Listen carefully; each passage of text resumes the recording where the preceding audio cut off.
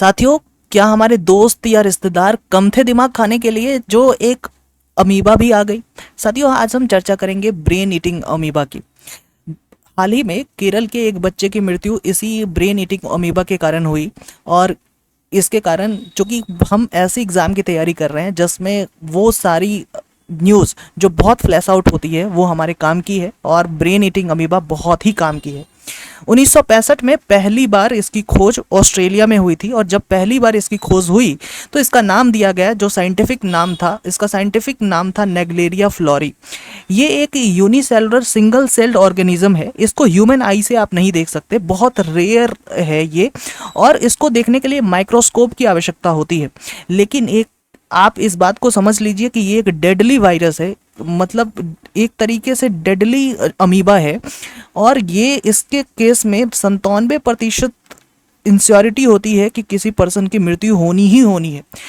कहाँ से ये वायरस आपके अंदर घुसता है? साथियों, अगर आपके घर के आसपास की ऐसी झील हो, ऐसे लेक्स हो, ऐसे फ्रेश वाटर के जो है वो जगह हो जो पूरी तरीके से प्रदूषित हो, या आपने कोई स्विमिंग पूल रखी हैं जो पुअरली मेंटेन्ड है, उनका सही तरीके से साफ सफाई नहीं होता, तो वहाँ ब्रेन ईटिंग अमीबा आपको पाया जाएगा, जिसको नेग्लेरिया फ्लोरी कहते हैं, और ये बहुत ही घातक है।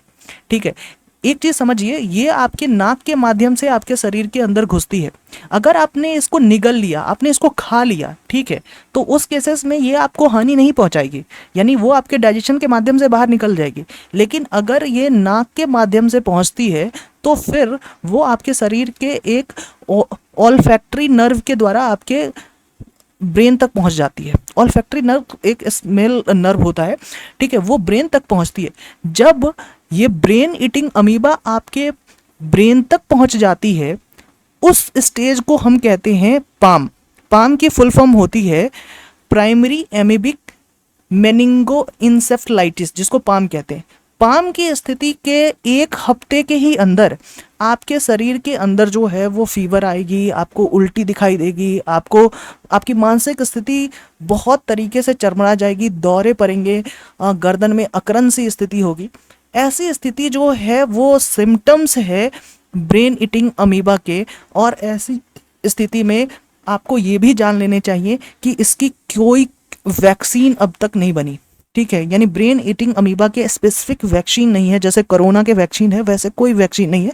हालांकि डॉक्टर ये सारे कुछ मेडिसिन है जिनका इस्तेमाल करते हैं, लेकिन ब्रेन ईटिंग अमीबा के कोई वैक्सीन नहीं है। तो हम क्या करें, कैसे बचे ब्रेन ईटिंग अमीबा से? तो आपको क्या करना चाहिए, जो वार्म वाटर बजी है वहाँ नहीं जाने चाहिए, अपने नाक को साफ करने चाहिए, फ्रेश वाटर बडीज में ही आप इंटर करें।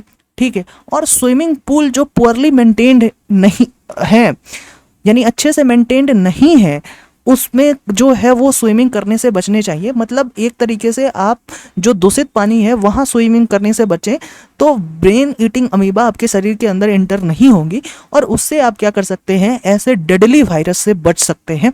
सो this is the end of our topic. Thank you very much.